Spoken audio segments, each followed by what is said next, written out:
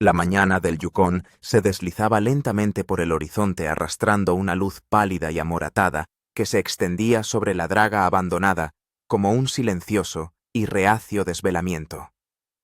La enorme máquina antaño, un símbolo imponente de la ambición minera de Tony Beach, permanecía congelada en silencio bajo una costra de escarcha. Sus cubos oxidados colgaban suspendidos a medio movimiento como si el propio tiempo se hubiera detenido en el preciso instante en que se alejó el último miembro de la tripulación. La niebla se deslizaba perezosamente entre las vigas de acero y las escaleras chirriantes enroscándose alrededor de la draga como si guardara secretos que debían permanecer imperturbables. El grupo que llegó al amanecer no era la tripulación minera en activo de Tony, sino un equipo cuidadosamente reunido de ingenieros historiadores y personal de documentación. Su presencia se debía a un descubrimiento realizado tan solo unos días antes, cuando un pequeño corrimiento de tierras había descascarillado parte del casco inferior, revelando un compartimento sellado que nadie sabía que existía. La llamada se había dirigido primero a las autoridades mineras, luego a los productores del documental y por último al propio Tony. Este había escuchado sin interrupción, había pronunciado pocas palabras y había concedido el acceso con una única condición: todo quedaría documentado, cada detalle grabado. Tony Beach no era un hombre inclinado a la especulación ni al dramatismo, pero incluso él admitía que la draga era lo bastante antigua y extraña como para ocultar cosas que no se habían visto durante generaciones. Estaba de pie en la cresta que domina el valle, mientras el equipo se acercaba con los brazos cruzados sobre el pecho y los ojos fijos en la máquina que una vez soñó con restaurar. La draga había estado a punto de destrozarle años atrás. Ahora amenazaba con revelar algo que podría cambiar la forma en que se contaría su historia. Nadie habló cuando llegaron a la trampilla de acceso. El metal se sentía rígido e implacable bajo las manos enguantadas, lo bastante frío como para morder. Un historiador llamado Keller se adelantó, su voz transmitía respeto y precaución a la vez, mientras recordaba al grupo que las dragas de esta época a veces ocultaban cajas fuertes olvidadas, cajas de seguridad selladas o escondites de emergencia dejados atrás por los primeros operadores. Pero esto era diferente. El compartimento expuesto por el desprendimiento estaba soldado y cerrado desde dentro. Tony observaba desde arriba su respiración, formando nubes lentas y constantes. Conocía la draga íntimamente. Había caminado por sus cubiertas a través de veranos interminables e inviernos brutales, memorizado sus pasillos oxidados, aprendido cada gemido y rareza. Sin embargo, nunca se había encontrado con una sección sellada dentro del casco inferior. Solo eso le inquietaba. Cuando el equipo llegó a la placa soldada, el metal descongelado parecía extrañamente fuera de lugar. Su superficie parecía más nueva, sus bordes más limpios, como si se hubiera instalado décadas después que el resto de la estructura. Los ingenieros intercambiaron miradas silenciosas. Si el compartimento se remontaba realmente a los primeros días de la minería de dragado, entonces, alguien mucho antes que Tony había hecho esfuerzos extraordinarios para ocultar lo que hubiera dentro. Nadie lo dijo, pero flotaba en el aire helado, oro o algo que vale mucho más. El primer silbido del calor contra el metal resonó por todo el valle, llamando la atención de Tony. Cambió de postura y sus botas rechinaron contra la escarcha mientras los recuerdos afloraban. La draga en movimiento. Interminables reparaciones. Piezas rotas. Largas noches paseando por sus cubiertas, luchando contra un sueño que se había convertido en una carga. Ahora esa misma máquina susurraba sobre un descubrimiento, y Tony ya no estaba seguro de querer oírlo. El metal se ablandó. Saltaron chispas. La costura soldada cedió con un gemido que hizo temblar al grupo. Una ráfaga de aire viciado se derramó hacia el exterior cargado con el aroma del metal viejo y el largo confinamiento. Keller se inclinó hacia adelante iluminando con su linterna la abertura, mientras se desprendía la última sección.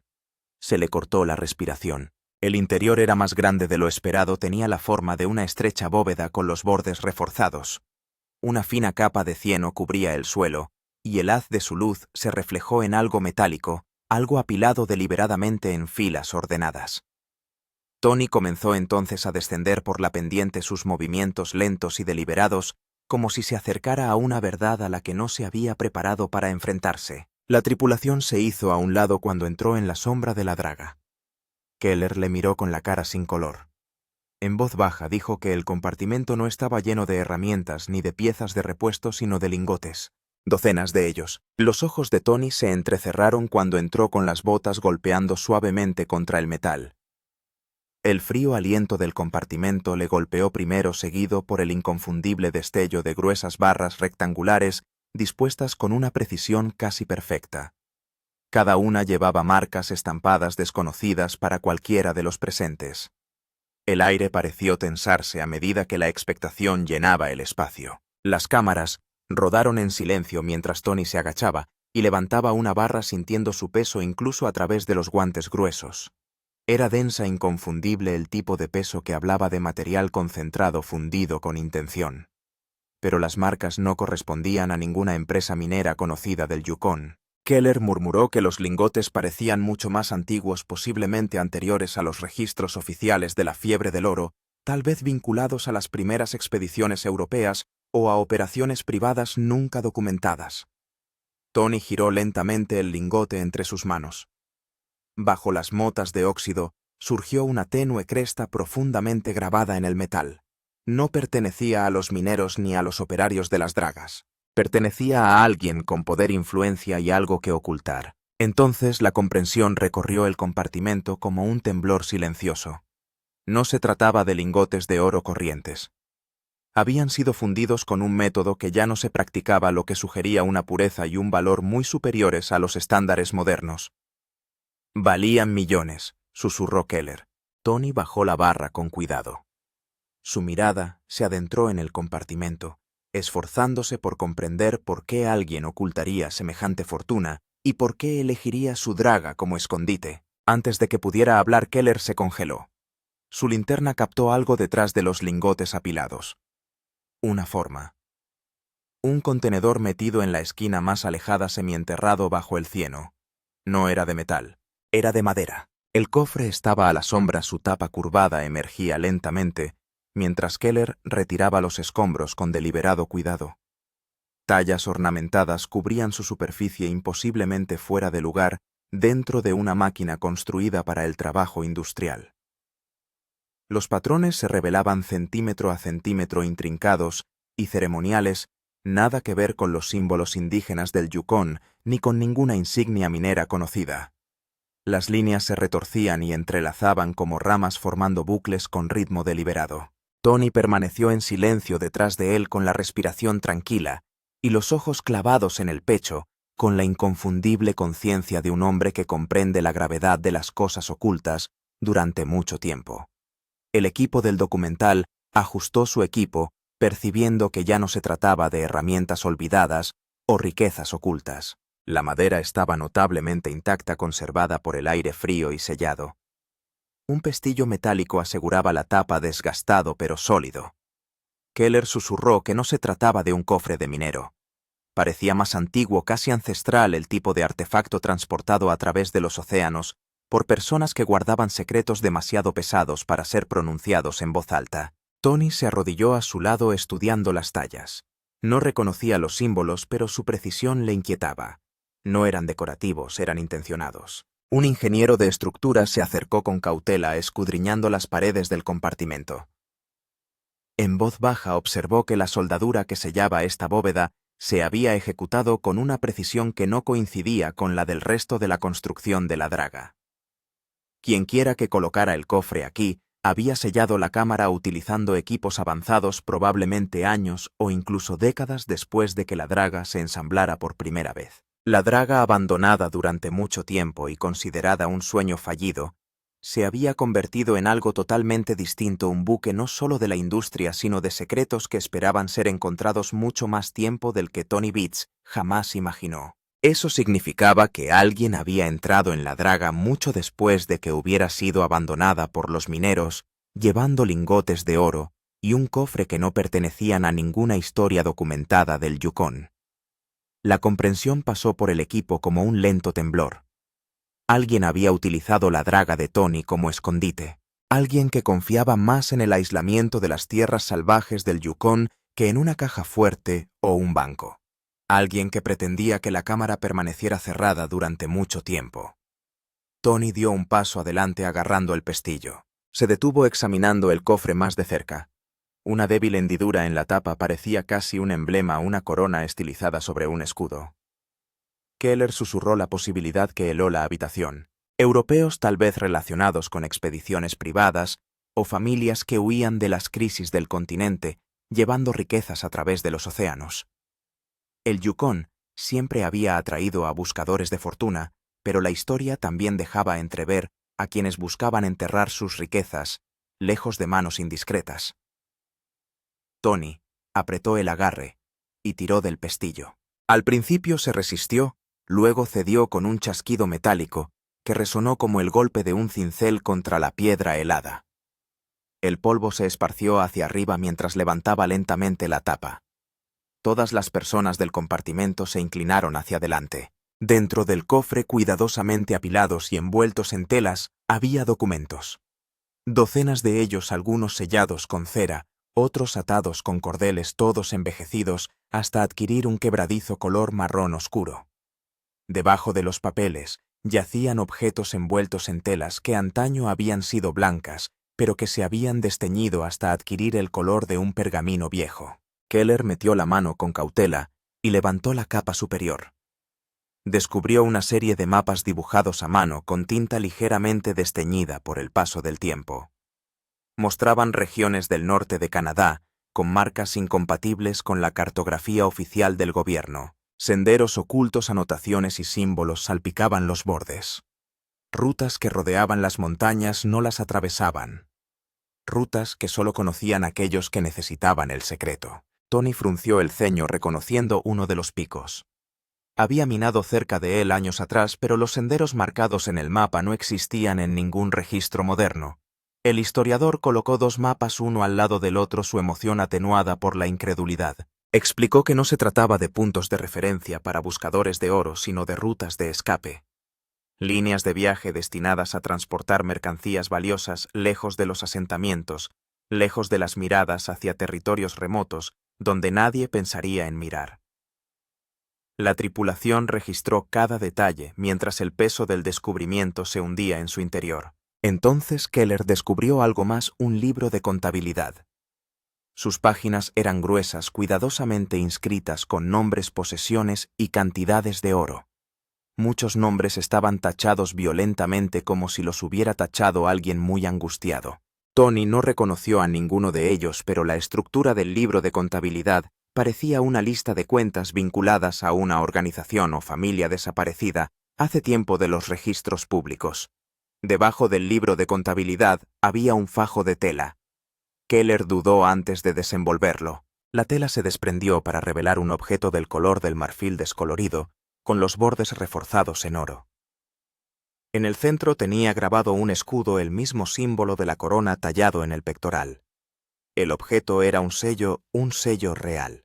El historiador se tambaleó ligeramente, susurrando que si este escudo era auténtico, los documentos del interior del cofre pertenecían a una línea aristocrática europea que se creía perdida durante la agitación política de generaciones atrás.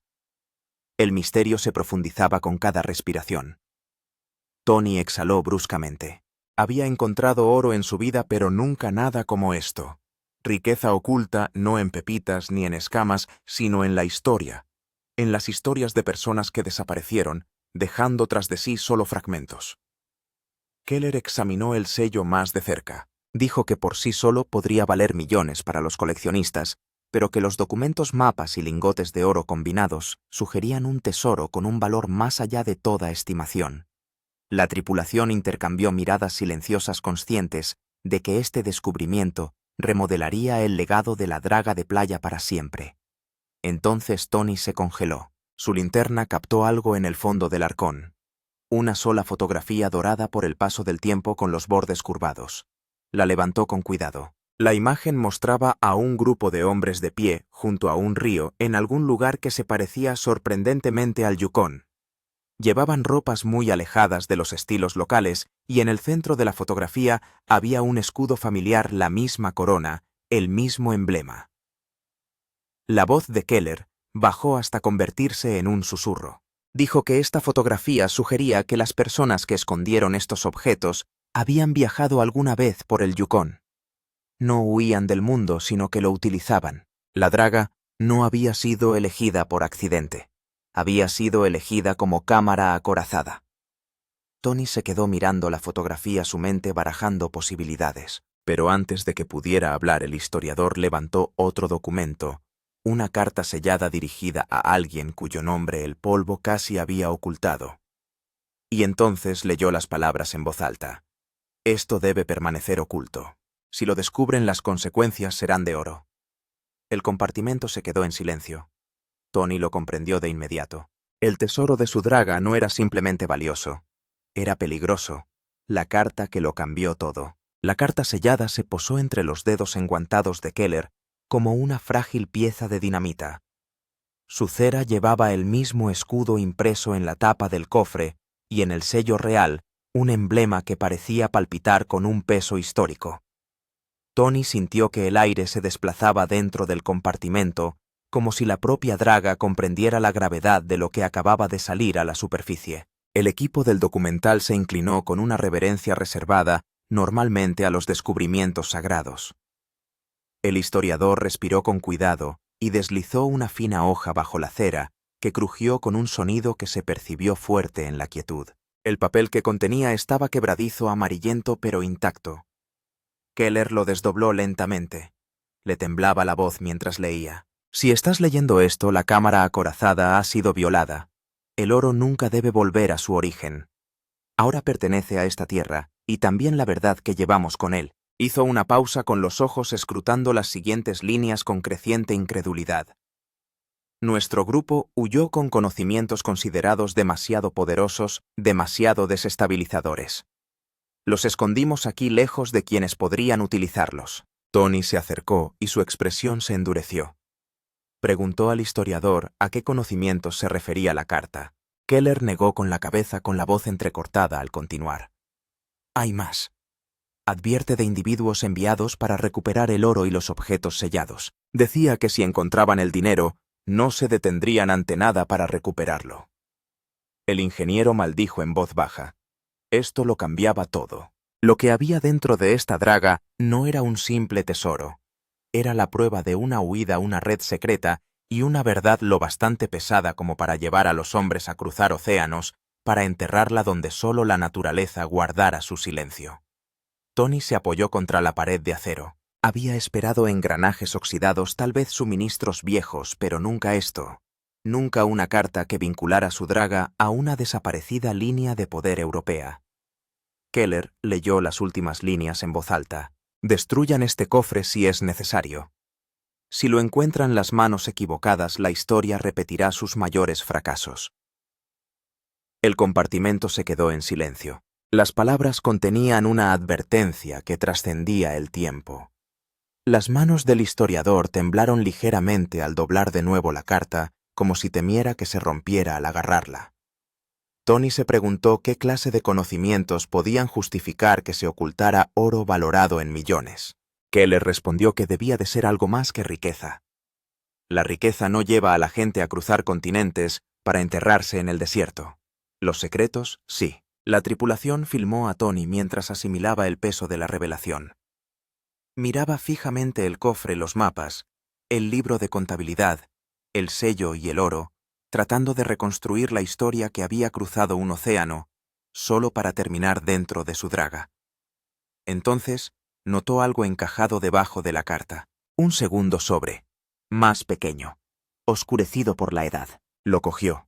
La cera estaba agrietada, los bordes deshilachados. Lo abrió despacio. Dentro había un trozo de pergamino con una sola línea escrita con letra apresurada. El río esconde más que la draga. Keller levantó los ojos. El río. El mismo río que la draga había trabajado una vez sin descanso. El mismo curso de agua que labró caminos a través de los terrenos mineros de Tony. El historiador susurró que la bóveda podría haber sido solo una fracción de lo que se había ocultado. La draga podría haber sido utilizada como punto de referencia, un indicador de algo más grande enterrado o sumergido en las proximidades. Tony se volvió escudriñando el interior de la draga como si esperara que las paredes ofrecieran más respuestas. Pero el acero permanecía en silencio. En el compartimento solo se respiraba aire frío y el peso de antiguos secretos. El ingeniero sugirió buscar en los alrededores de la draga, sobre todo cerca de sus canales de explotación originales. Si la carta era exacta, podría haber algo más que oro esparcido por las tierras de Tony. Podría haber reliquias, documentos o contenedores sellados colocados deliberadamente a lo largo del río para despistar u ocultar verdades adicionales. Tony asintió aunque su mandíbula se tensó. Su familia había trabajado esta tierra durante años. Se preguntó cuán cerca había estado de descubrir esos secretos mucho antes de este momento. ¿Cuántas veces había pasado por encima de la historia enterrada sin saberlo? El equipo salió del compartimento uno a uno. La fotografía, el sello y los mapas se guardaron cuidadosamente en estuches protectores.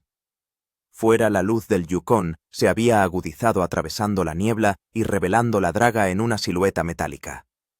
El viento se levantó llevando un gemido bajo a través de la estructura abandonada como si le molestara que la despertaran. Tony estaba de pie en la base de la draga mirando el lecho del río. El agua estaba baja y su superficie estaba agrietada por finas capas de hielo. Keller se acercó a él hablando en voz baja. Dijo que las marcas del mapa sugerían múltiples lugares a lo largo del río donde las expediciones podrían haber almacenado o desviado objetos valiosos o peligrosos. Tony no dijo nada al principio. Observó el lento movimiento del agua trazando la línea donde la luz del sol tocaba el hielo. Tras un largo momento dijo que primero buscarían río abajo. Allí era donde la draga había desenterrado la mayor parte del material pesado hacía décadas. Si el río escondía más, ese era el lugar por donde empezar. La tripulación siguió a Tony por la orilla. La nieve crujía bajo sus botas, el único sonido aparte del leve crujido del hielo al desplazarse. El historiador desplegó uno de los mapas comparando las marcas dibujadas a mano con el terreno moderno. Un símbolo que se repitió varias veces, un círculo con 3 líneas que se cruzaban. Keller dijo que podía indicar un punto de caída o un lugar de enterramiento. Llegaron a un recodo del río donde el agua se encharcaba más. El ingeniero escrutó la orilla y se detuvo de repente. Un borde metálico sobresalía del barro apenas visible bajo las raíces y el hielo. Keller se arrodilló apartando la tierra con un cepillo. Surgió más metal, no una roca ni escombros, un contenedor. Tony lo miró fijamente con los latidos de su corazón firmes pero enérgicos. La draga no había sido la única bóveda. Esto era más grande de lo que temía, más grande que cualquier historia de la fiebre del oro jamás contada, y la advertencia de la carta resonó en su mente. Las consecuencias irán más allá del oro. El río recuerda. El contenedor excavado en la orilla del río se resistió al principio obstinado en su enterramiento, como si el propio río se aferrara a lo que hubiera dentro. Tony y el equipo trabajaron metódicamente con las manos entumecidas por el frío, la respiración flotando en rápidas ráfagas blancas. Cuando por fin despejaron el barro y el hielo, la carcasa metálica reveló un emblema estampado que coincidía con el escudo del sello del cofre. Keller maldijo en voz baja. No se trataba de un escondite casual, sino de una colocación deliberada, una cadena de alijos tendidos a lo largo del agua para quienes supieran leer los viejos mapas. Tony miró el contenedor y sintió un vuelco en el pecho. Había esperado más barras. En cambio, la tapa se abrió sobre fardos envueltos en hule, pequeñas cajas de madera y una cartera de cuero sujeta con una cuerda. La mochila contenía documentos tan quebradizos como la carta dentro de la draga. Cada pieza llevaba una mano cuidadosa y un propósito que llegaba más lejos que la orilla de su río. Lo fotografiaban todo, lo catalogaban y sellaban los objetos delicados en cajas protectoras. El ingeniero comprobó la corrosión y la integridad estructural del contenedor mientras Keller examinaba los papeles con lupa. Un mapa mostraba una ruta a través del océano marcada con fechas y nombres, otro una lista de transacciones en las que se nombraban islas y socios comerciales olvidados por la historia. El libro de cuentas coincidía con las entradas del cofre, lo que indicaba un movimiento coordinado de riqueza e información a lo largo de generaciones. La implicación era desconcertante. No se trataba de una única fortuna perdida, sino de una reubicación organizada, una línea de vida secreta, mantenida por personas que esperaban ser perseguidas. A última hora de la tarde, el lugar atrajo la atención más allá de la tripulación inmediata. Un periodista local llegó sin aliento desde el asentamiento más cercano, haciendo preguntas con un hambre de reportero que parecía casi depredadora. Tony mantuvo las respuestas herméticas dirigiendo las preguntas a Keller. Sentía la presión de la curiosidad pública como una cuerda que se tensaba. Las autoridades mineras convocaron una conferencia. Un arqueólogo regional solicitó muestras. Un asesor jurídico habló de la cadena de custodia y las reclamaciones.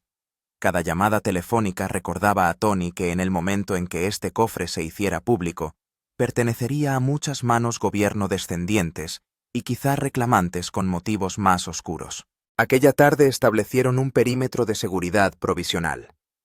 Las luces brillaban en los trípodes y 2 guardas se quedaron toda la noche. Tony se paseó por la cubierta principal de la draga escuchando el lento pulso del río.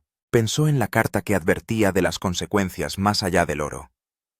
Pensó en los hombres que cruzaban océanos para enterrar riquezas y se preguntó hasta dónde llegarían sus descendientes para reclamarlas. La draga había sido una tumba y un faro para algo más grande que su ambición. Ahora se sentía responsable de una manera que no tenía nada que ver con los beneficios. Al anochecer el productor preguntó si debían detener el rodaje. Tony dijo que no. La historia necesitaba ojos, pero él quería moderación. Aceptó que una cámara enfocara el perímetro durante la noche y otra la escotilla de la draga. El equipo cumplió con máscaras de profesionalidad que cubrían la preocupación. Comprendieron lo que estaba en juego. Un descubrimiento como este atraería no solo a historiadores, sino también a quienes comercian con secretos y violencia. Poco después de medianoche la primera alarma sonó en el campamento. Los sensores de movimiento se encendieron en rojo en el monitor. Tony corrió y se unió a los guardabosques mientras barrían el perímetro con linternas. Encontraron huellas en la orilla blanda bajo la draga, huellas que se alejaban del río y volvían hacia la arboleda, demasiado grande para la bota de un cazador local, demasiado estampada para un transeúnte casual. Los guardabosques encontraron restos de una cuerda y un trozo de cable arrastrados por la escarcha. Alguien se había acercado con intención y habilidad. Keller se apretó el pañuelo y sugirió que las huellas habían sido hechas por personas que conocían la orilla del río y los puntos ciegos de la draga. Tony sospechó lo mismo. No se trataba de un hurgar al azar, se trataba de una recuperación organizada. De repente se sintió expuesto, como si los antiguos propietarios del sello no hubieran desaparecido del todo, sino que hubieran dejado herederos que vigilaban. Aumentaron la seguridad, acogieron a más guardabosques y trasladaron los objetos más delicados a una maleta de transporte que pudiera salir volando con las primeras luces del día. Tony declinó los llamamientos para implicar de inmediato a las fuerzas de seguridad federales. Temía que el dinero en efectivo fuera confiscado, litigado hasta el olvido, o peor aún, que abriera una puerta a quienes siguieran los cauces legales hacia la violencia. En su lugar planeó controlar la primera narración y los primeros movimientos. Si venía gente, quería controlar cómo se desarrollaba el descubrimiento. Al amanecer un helicóptero voló en círculos, pero no aterrizó. Un hombre trajeado observaba desde una distancia prudencial. Su presencia impregnó el aire con el aroma de la burocracia. Se presentó con un nombre que al principio no significó nada para Tony, pero luego dijo que representaba a una dependencia de un organismo mayor que se ocupaba del patrimonio cultural y la seguridad nacional. Solicitó la custodia de los objetos para su conservación y análisis inmediato. Tony escuchó sintiendo el peso de las decisiones en el frío metal. Aceptó cooperar, pero insistió en esperar al abogado. El hombre del traje esbozó una fina sonrisa y dijo que la agencia agilizaría los trámites. A Tony no le gustaba que le dijeran que aquí la rapidez era una virtud.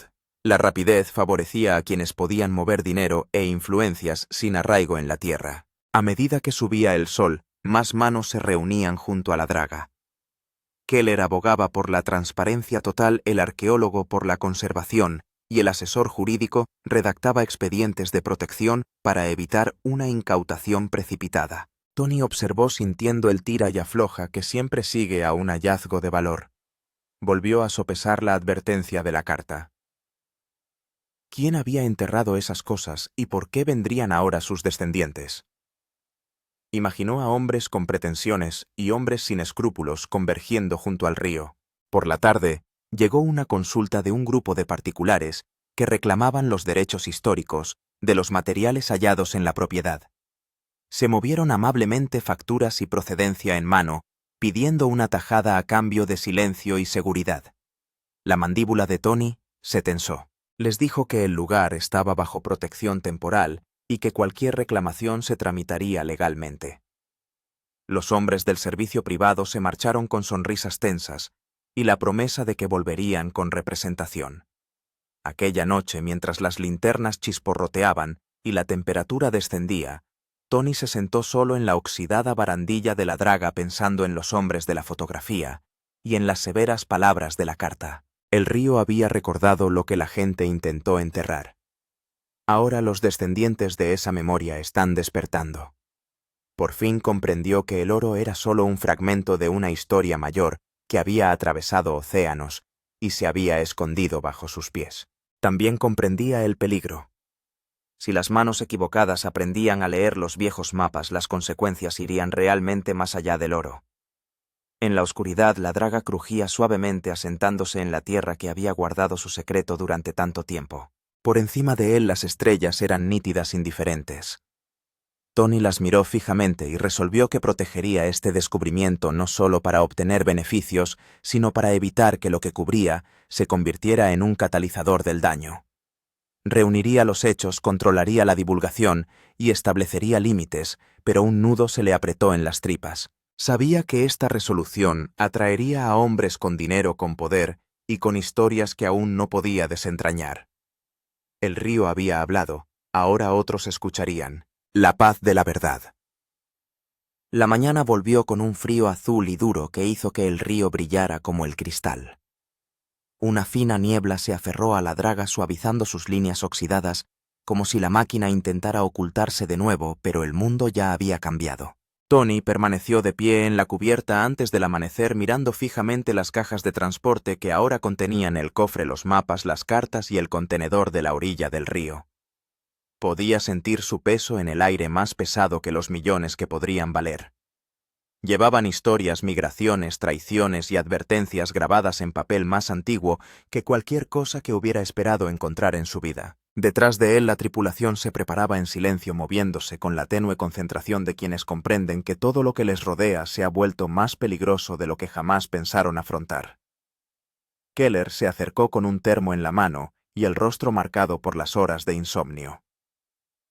Explicó que tras comparar varios mapas a lo largo de la noche, estaba convencido de que la draga se había situado intencionadamente cerca de una red de puntos de entrega. La gente que dejó el cofre había calculado los movimientos del río, la trayectoria de la draga y la lejanía del terreno con una precisión que implicaba una planificación a largo plazo. No habían esparcido escondites al azar, habían creado un sistema. Tony lo asimiló en silencio. Había pasado años luchando en el Yukón en busca de oro, pero nunca se había imaginado que siglos antes que él otros habían elegido este mismo valle para ocultar algo mucho más volátil que la riqueza. El historiador añadió que algunas marcas de los documentos se parecían a códigos utilizados por grupos disidentes durante las revueltas políticas en Europa. Dijo que el secretismo sugería que el tesoro no había sido simplemente robado, sino eliminado deliberadamente para evitar que fuera utilizado en manos opresoras. La mandíbula de Tony se tensó. Comprendía la codicia, la rivalidad y la ambición, pero también el miedo. La carta había hablado de consecuencias más allá del oro. A media mañana aparecieron vehículos en la cresta, ni los guardas ni los arqueólogos. Eran todoterrenos negros que se movían con la confianza de los hombres que esperan cooperación por defecto. El hombre trajeado salió el primero acompañado de otros dos. Anunció que la agencia había expedientado a su autoridad y que a partir de ahora asumiría el control de todo lo recuperado. Su tono no era hostil, pero transmitía una tranquila expectativa de rendición. Tony avanzó despacio, deteniéndose entre la draga y los funcionarios que llegaban. No levantó la voz. Se limitó a decir al hombre que no se movería ni entregaría nada hasta que llegara el asesor jurídico y los mineros cuyas tierras habían cedido el tesoro tuvieran plena supervisión. El hombre de la demanda sonrió como sonríe un abogado cuando un testigo ha dicho algo inconveniente pero irrelevante. Recordó a Tony que la ley del patrimonio prevalecía sobre los derechos de propiedad en asuntos de importancia internacional. Antes de que Tony pudiera responder, Keller se puso a su lado. El historiador levantó una de las cajas selladas y dijo claramente que sacar los objetos sin el examen y la documentación adecuados podría dañar registros centenarios. Insistió en que el cofre y los documentos estaban ahora bajo su custodia y que hasta que no se ultimaran los procedimientos adecuados no debía llevarse nada. El conflicto se asentó sobre el río como una capa de escarcha fresca. Los guardas se mantuvieron inseguros, atrapados entre la obediencia administrativa y la realidad innegable de que acababan de presenciar algo sin precedentes. El equipo del documental mantuvo las cámaras bajas, comprendiendo que apuntarlas ahora a los funcionarios podría provocar complicaciones que no estaban preparados para manejar. Tony se volvió hacia el hombre del traje y le hizo una pregunta sencilla: si este tesoro era tan peligroso, si recuperarlo tenía consecuencias, ¿por qué lo quería con tanta urgencia? La respuesta del hombre fue comedida. Dijo que los objetos representaban un valor cultural y una necesidad histórica. Pero Tony oyó algo bajo la pulida explicación. Deseo. Quizá no el propio del hombre, sino el deseo de los que estaban por encima de él. Gente que vivía lejos del Yukón y se preocupaba poco por la tierra, pero mucho por el poder. Sintió el crujido de la draga detrás de él como si se hiciera eco de su inquietud. Un guardabosques le interrumpió anunciando movimiento en los árboles. Aparecieron varias figuras vestidas con ropa de abrigo pero sin insignias oficiales. No estaban allí para hacer arqueología, no eran periodistas. El grupo privado que Tony había rechazado el día anterior había regresado esta vez con más hombres. Su portavoz ofreció una escueta disculpa por la llegada no anunciada y solicitó una negociación inmediata para la custodia compartida del hallazgo. Sus palabras eran educadas, pero la tensión a su alrededor no lo era. Tony reconoció la mirada en sus ojos. Era la mirada de los hombres que no esperaban irse con las manos vacías.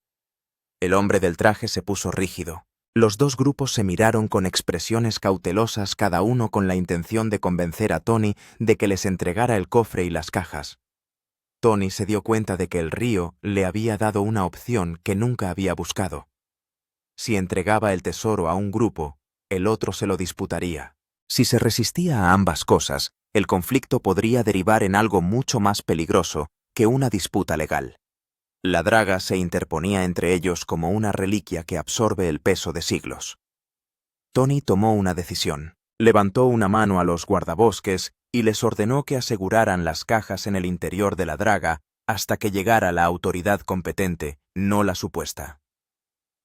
Dijo al grupo privado que no se negociaría en la orilla del río y a los funcionarios que nadie se llevaría nada hasta que tuviera garantías de que el descubrimiento no acabaría enterrado en la burocracia o en cámaras acorazadas privadas. Sorprendentemente, Keller volvió a dar un paso al frente, mostrando la fotografía encontrada en el interior del cofre. Explicó que los hombres de la foto eran pioneros protectores del conocimiento, no ladrones.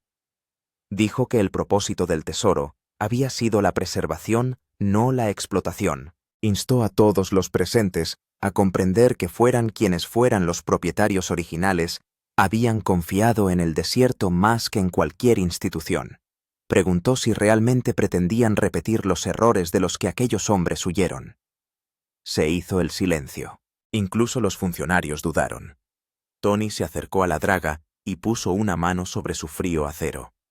Habló en voz baja, pero todos le oyeron. Dijo que el Yukón tenía una forma de elegir lo que revelaba y cuándo. Dijo que nada de lo que había en este dragado se había encontrado por accidente. Dijo que honraría la historia de la Tierra incluso si eso significaba luchar contra hombres que solo veían beneficios o ventajas. El conflicto no estalló en caos, pero tampoco se resolvió. Los funcionarios se retiraron por ahora. El grupo privado se marchó con la promesa de volver con abogados. Los guardabosques se quedaron confusos pero protectores. Tony exhaló lentamente. Sabía que esto era solo el principio. La noche regresó con un crepúsculo anaranjado mientras el Yukón se tragaba los últimos vestigios del día. Tony permaneció en cubierta mucho después de que los demás descansaran escuchando el tranquilo pulso del río. El armazón oxidado de la draga parecía respirar a su lado cargado de secretos recién desenterrados. Sabía que los descubrimientos ocultos en sus entrañas valían millones, pero también sabía que la verdad valía mucho más, y que el coste de protegerla no había hecho más que empezar. Si este descubrimiento le dejó atónito, suscríbase para conocer más verdades enterradas bajo la superficie de las fronteras más salvajes del mundo. Comparta sus opiniones, únase a la conversación y ayude a desentrañar los misterios que conforman el legado de la fiebre del oro. La draga ha hablado y la historia está lejos de terminar.